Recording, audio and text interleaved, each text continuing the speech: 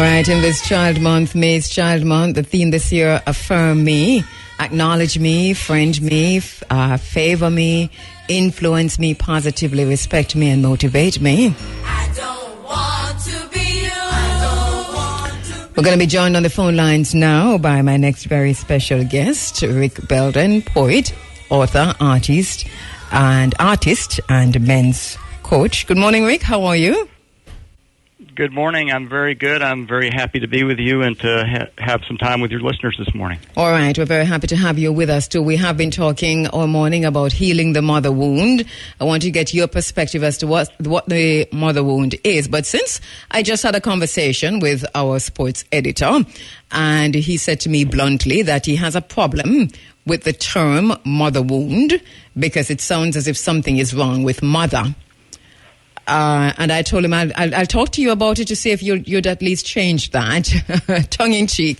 But have you heard this before? Is it something that you can relate to? I haven't heard that one before. I do know that it means different things to different people, and that I have my own definition that I use, which I would like to share with you, and maybe that would clarify some things. All right, please go ahead. How do we define the mother wound? The way that I define it and the way I use it in my work with men is that a mother wound may be thought of as an injury to the psyche of a child resulting from significant dysfunction or disruption in the relationship with the mother. In some cases, it's the result of a mother's absence or unavailability due to death, illness, adoption, or other circumstances that dramatically separate the child from the mother. But more typically, a mother wound is a complex of injuries to the child's psyche received over many years, often as a result of the mother acting consciously or not out of her own woundedness. So there is an element of, in my definition, of the mother herself being wounded in some way that she's typically not aware of and that she typically unconsciously shares and propagates with the child. Mm-hmm. I want you to break this down for me, Rick, please, so that our listeners can understand. You say it's defined as an injury to the psyche of a child, and that comes as a result from a significant disruption or dysfunction in relationship with the mother. Can you elaborate on that, probably with examples? Yes. So one example might be the case where the mother is, as a result of circumstances in her own childhood, perhaps, she did not receive the kind of loving nurturance and sense of security and self-affirmation that she needed to receive as a child. And so she goes into adulthood with a significant lack around her own ability to love herself and see herself as having worth. And that may result in a situation where when she has a child, she uses that child unconsciously to try to, as a way to define herself as a person who has value. And that, unfortunately, reduces the opportunity for the child to feel the very same value and the very same affirmation and the sense of its own definition as a separate person, as opposed to sort of a resource for the mother to feel better and understand who she is. Mm-hmm. And I like that you've included in the definition that some of this might be as a result of the mother's absence or unavailability, and this could be to death, illness, adoption, or other circumstances. And one probably wouldn't think that this would be significant in how that the mother-son relationship would further impact the child as a man, for example. So I wanted to look at that for me a bit closer. Absence, separation issues, is this what we're talking about? Mm-hmm. Mm-hmm. Yes, and that can be literal physical absence and separation, but it can also manifest as emotional absence and separation. You know, I think there's a pretty good understanding of the impact on boys and men of having a father who's absent or unavailable, whether physically or emotionally. And I think there's fair amount of conversation about that and how it relates to how a boy matures and how a man grows up lacking some definition around himself. And I believe there's also a maternal aspect to that. If the mother is literally or physically or emotionally absent, there is something. Now, other women, of course, can fill in and they can fill that role, but there's something very special about the fact that, as a human being, we actually begin our lives as part of another human being's body, and that's the first person that we are physically and emotionally and psychologically bonded with. And if that is interrupted or if that is taken away at some point, it can create a bit of a hole in a person. And for a man, that is the first woman, literally, that he is close with, that he's intimate with, that he falls in love with. And so if there's some sort of disruption in that, it can certainly ripple through the rest of his life and his interactions with women around him. So that the mother wound can present in the male child and the son, even if the mother is absent. Yes, I believe so, yes. And again, it goes back to that very primal, initial, physical connection that we all start our life with the woman, where we, literally begin in her body. She gives us birth. I think that there's an unconscious sort of bond there that's very strong that is going to remain throughout our whole life, whether she continues to be present or not. Mm-hmm. And if that bond is not actually, I guess, fulfilled, I would say, in some way through childhood, then it can leave a sense of something being missing or something not being finished or something not being received. Mm-hmm. What about periodic absence, a mother who goes away for a while and comes back?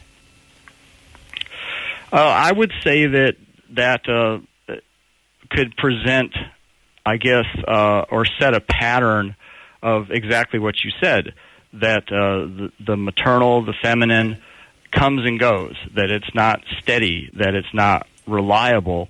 And certainly I think that among other things that can generate a lingering sense of longing, a lingering sense of something being missing, and also some sense of resentment, as in, that kind of grows out of a feeling of rejection, because children don't understand why someone might come and go like that.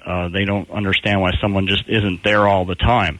And the things that we don't understand as children, we often bury somewhere where they're not quite conscious, but they also often manifest in our interactions, in our decisions, and in our ways that we see ourselves in the world.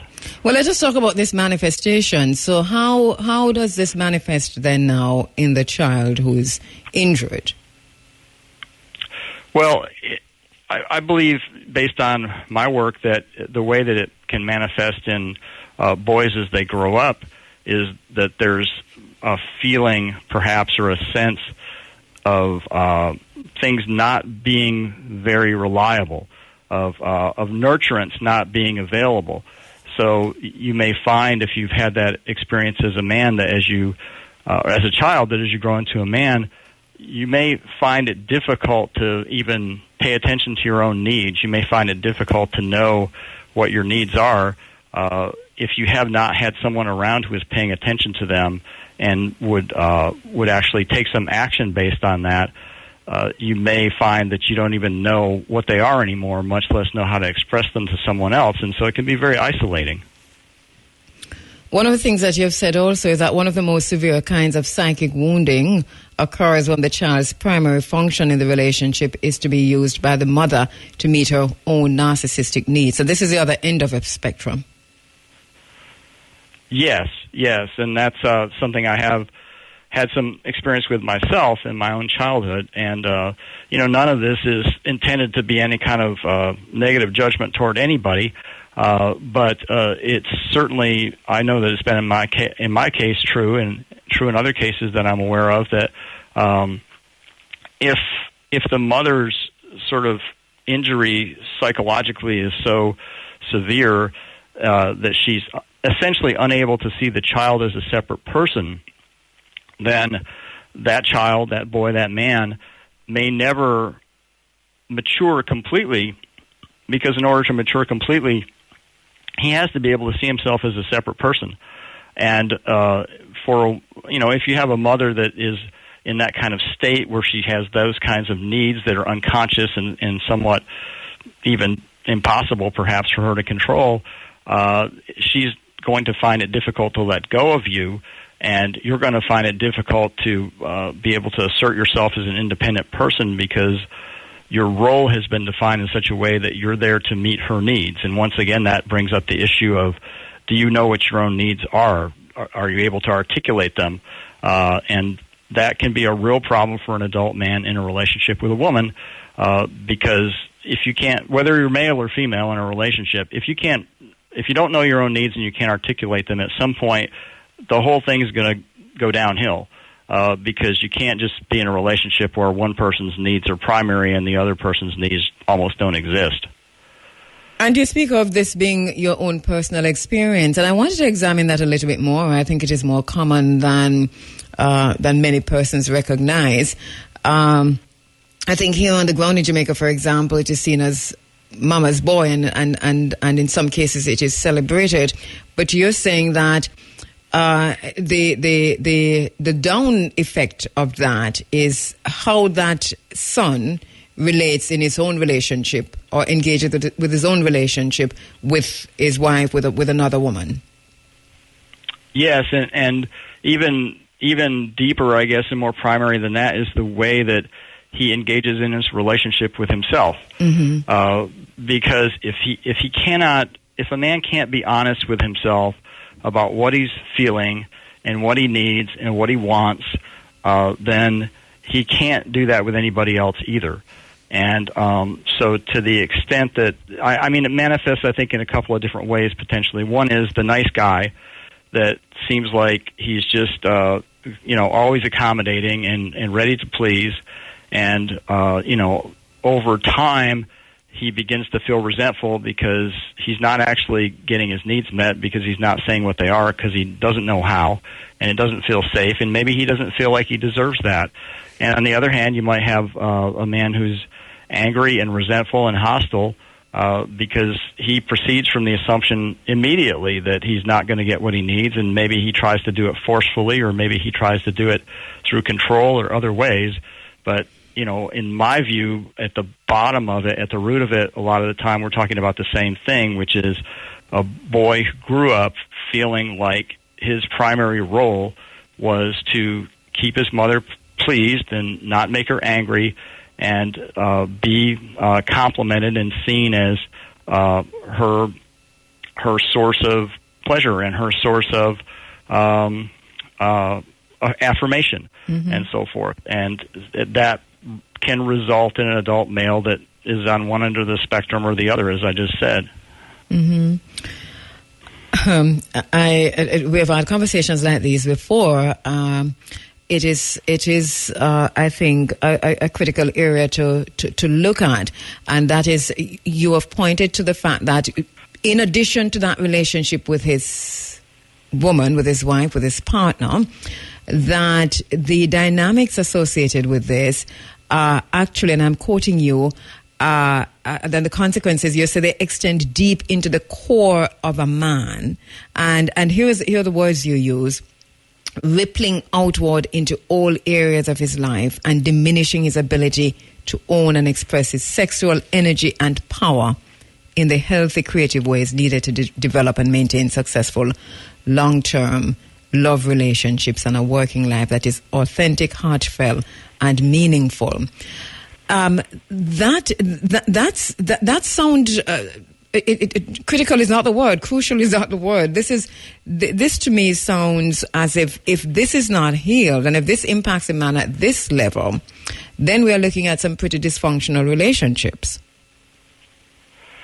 Yes, and some pretty unhappy men, and frequently they don't know why, and it's a lot of lost potential too. And I can tell you, from my own experience that. I did not know that I was not a separate person from my mother until a few years ago. I didn't know that I didn't know that, but once I had that realization and once I had that breakthrough, not only was I able to take more ownership of myself and my own life and my own decisions and the consequences of the actions that I take, but I was also able to see her more fully as a separate person who had her own life. And I was able to release her of a lot of the expectations that I had that she was never going to be able to meet, because I hadn't been able to. She didn't see me as a separate person, and I didn't see her as a separate person either. And if you're not able to do that in any relationship, then ultimately that's going to be destructive, and it's going to hold both people back from being fully who they are.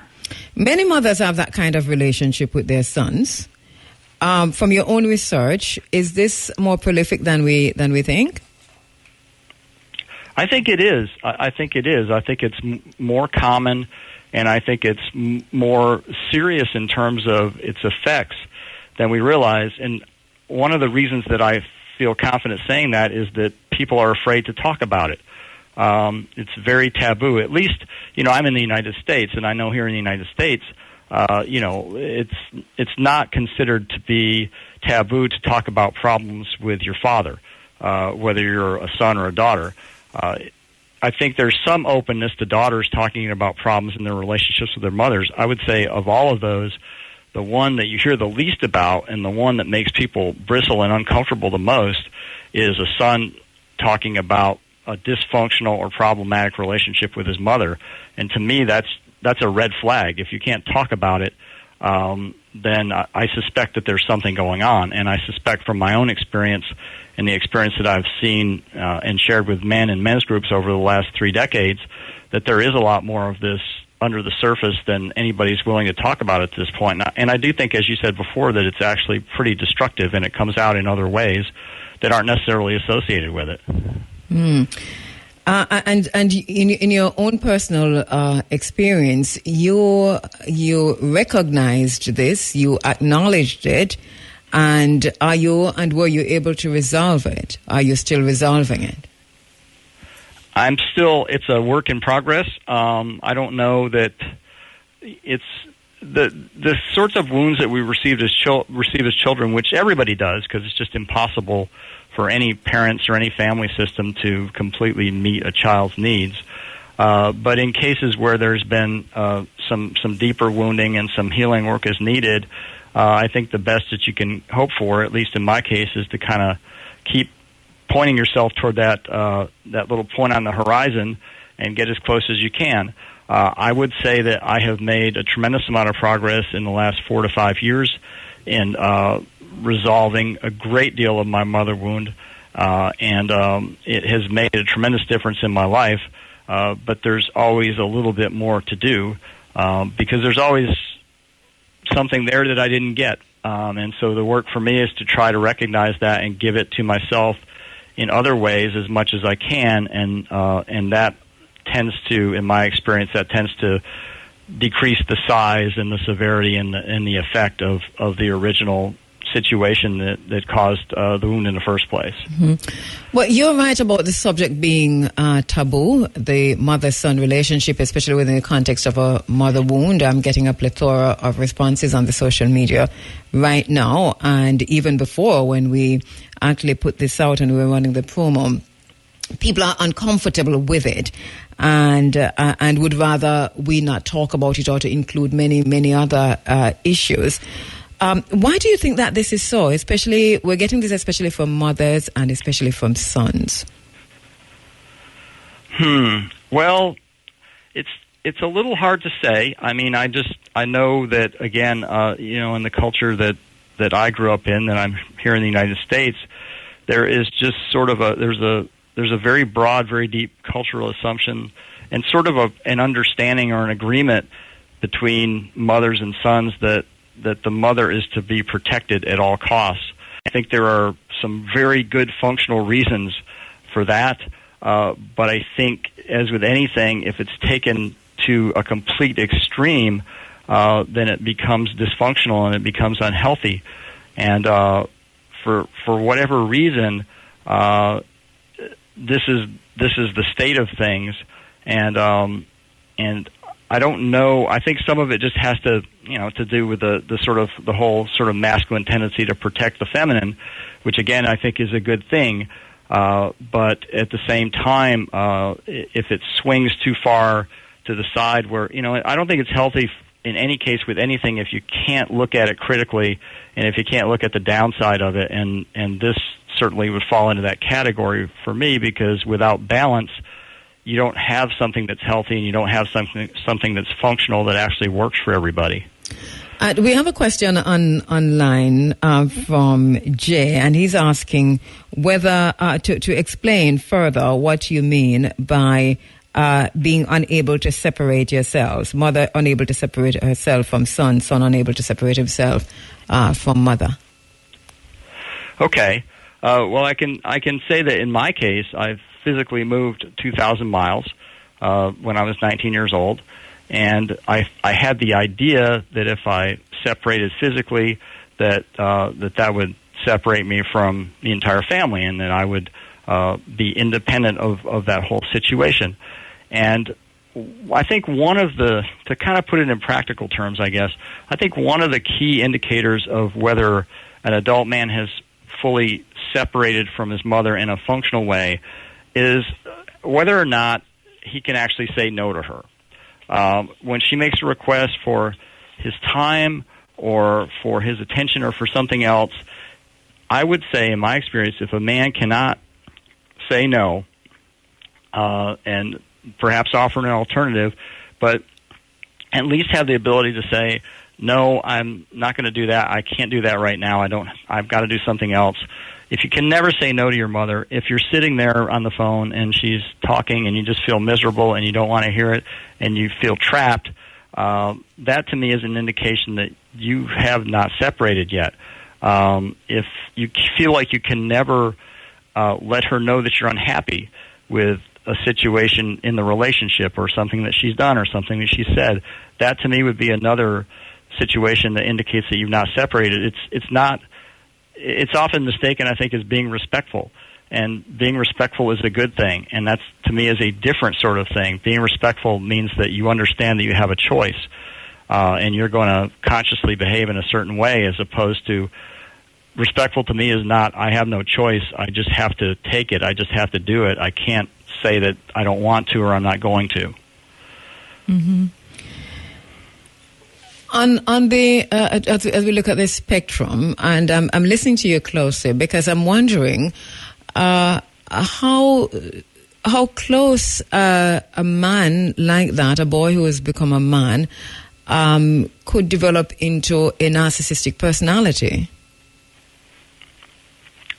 I think that is one of the possibilities. I think one of the possibilities is that he also could become very narcissistic. And on the other end of the spectrum, he could become codependent, which is kind of the flip side of it. And the codependent side is what I was just speaking about.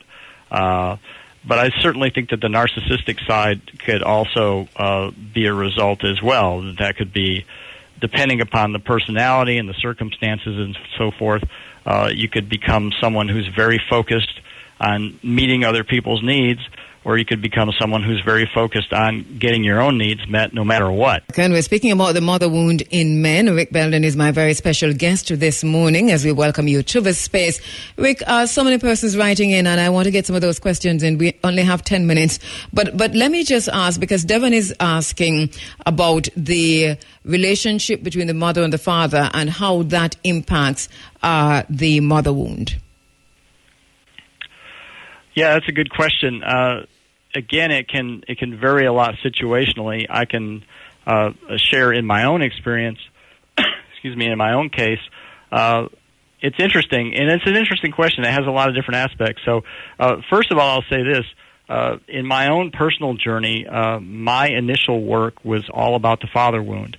And that's where a lot of men start. And in a lot of ways, that's an easier place to start because, as I said earlier, there seems to be more acceptance and permission to say, hey, my father was a problem in my childhood, and I'm still being affected by it. And that's what I've seen almost always. That's what men go into first. And in my own situation, I grew up feeling much closer to my mother because my father was distant. He was unapproachable. He was angry. He was emotionally unavailable. He worked a lot.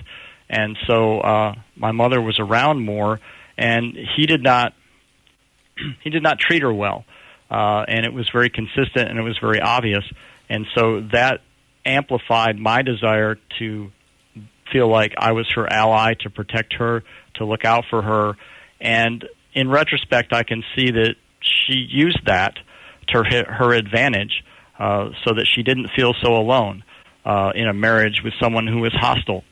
And so I think there can absolutely be a lot of interplay between those two things, because as a child, if you're paying attention, you see the dynamic between your parents. And if you see a difficult dynamic between, like the one I described, where the father is angry and hostile, the mother feels like your protector, then I think as a child you're naturally going to gravitate to her, and as a boy you're going to want to protect her, and that's going to carry over into your adulthood.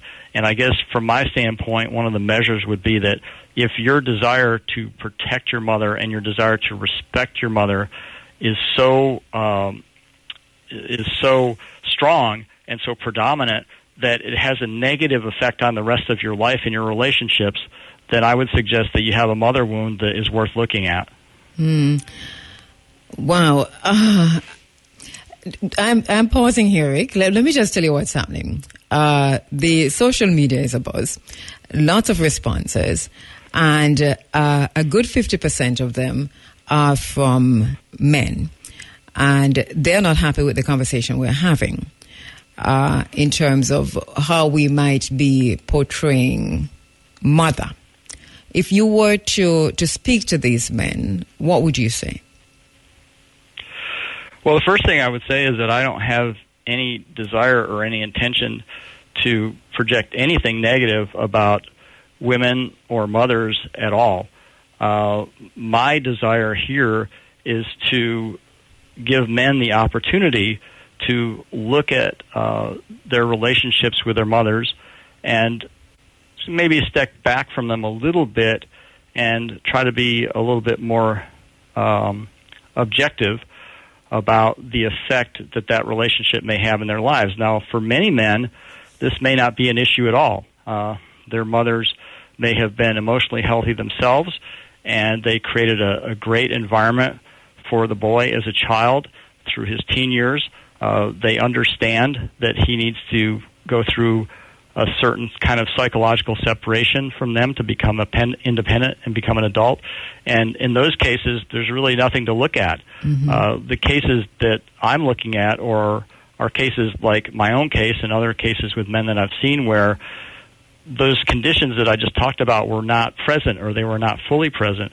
And as you alluded to earlier when you quoted some of my work, that it impedes the man from having full access to himself as a man, to his masculinity, and to allow him to actually be fully who he is in the world, and to have full, satisfying, functional, healthy relationships with other women, whoever they are in his life. Mm-hmm. So if you don't fall into that category where there's anything problematic going on in your life, then I'm really not speaking to you.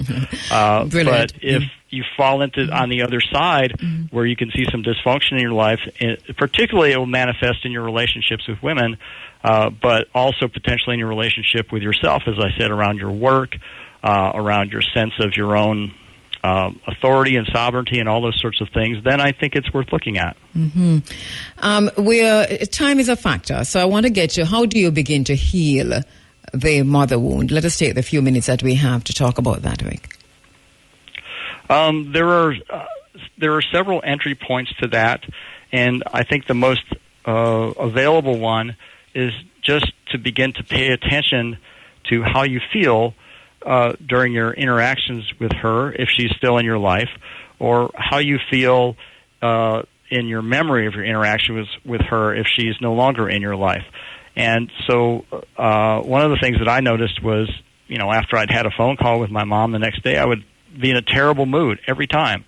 And I started to look at that and go, well, why might that be the case?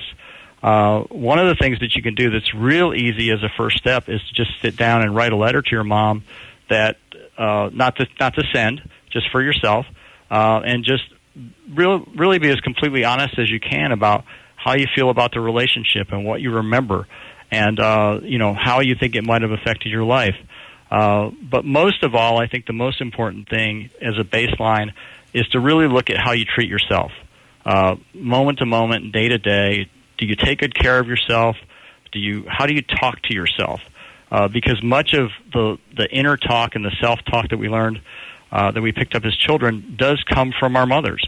If you feel that you're very self-critical, if you feel that you're unable to, like, as I said before, articulate your needs, learning how to understand what your needs are, all those things are kind of practical things that you can do that don't even involve, any kind of conversation with your mom or anything like that. Just being more attentive to yourself, how you feel moment to moment, and again, particularly how you feel after you've interacted with her or during an interaction. Are you really being yourself, I guess is what it comes down to. Can you do that? Wow. Thank you so much, Rick. I'm going to give you a final word. I'm going to give you a final word because I've been looking at your work. I know the work you have done. I know that you're speaking from your own personal experience.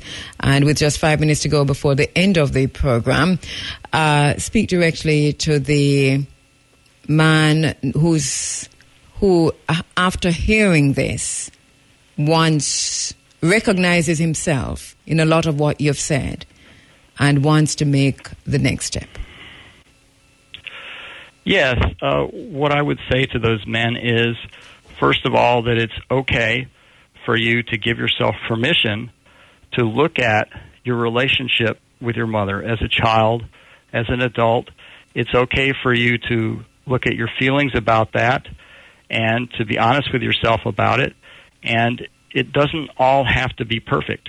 It doesn't all have to be the way that the people around you or the culture around you says it's supposed to look. And it's okay to, I think, forgive yourself for having some feelings that maybe you don't want to have. And it's really, again, for me, what I learned in this, two things. One was this is really about developing a better relationship with yourself, because the better your relationship with yourself is, the better your relationship's going to be with everybody else. Quickly before and it's also, Quickly, Rick, before we wrap, an interesting question coming in from Aldis Hunker is listening in the Netherlands, and she says, my problem with this is that if you have the ability to self-diagnose so perfectly, shouldn't you be past the point of whining about that aspect of your life? I don't think we really get past things. I think we work through things. And I think if you find somebody that you see and you feel like they're whining, they might be whining, but it might be because they don't know they can do anything else about it. And there's actually something there. It's not a wimpy thing to do, to actually go into this work and really go into the heart of it, because it's difficult and there's going to be some grieving involved and there's a lot of shame around it.